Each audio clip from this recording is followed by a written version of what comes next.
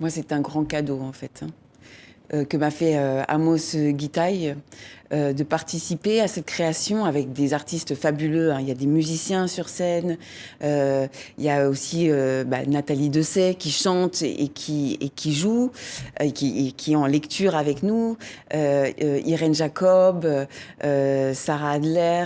Et en fait, ce qui est joli, c'est que, on sait à quel point le conflit israélo-palestinien à travers le monde crée des retentissements, des tremblements qui sont, on dirait que c'est presque insoluble comme situation.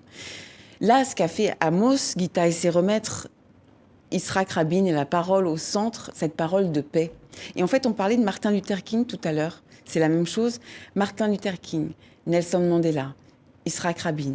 À chaque fois, ce sont des gens qui essaient d'aller vers l'universel, qui essaient de trouver des solutions pour recoudre, pour qu'on puisse retrouver un dialogue, qu'on puisse retrouver une harmonie, qui à chaque fois, par leur propre camp, se font massacrer.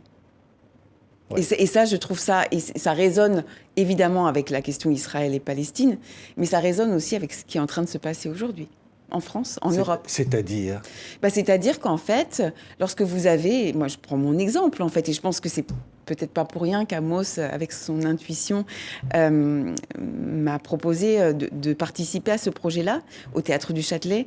C'est qu'il sait très bien que mon livre est un livre d'une artiste qui a envie de créer en liberté, et que si on laisse faire la cancel culture, on ne pourra plus créer en liberté, et on ne pourra plus aller vers le tremblement.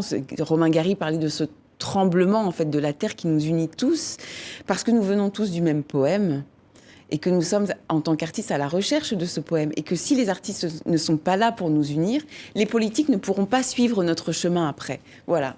Et c'est la parole de Rabin est extrêmement puissante en cela, parce qu'il y croyait profondément. Il avait cette volonté de deux États, deux peuples, évidemment qu'il y a des souffrances et des frustrations, mais il voulait réconcilier, et qu'enfin, pour les enfants de cette terre-là, de la Palestine et d'Israël, que ces enfants puissent vivre ensemble.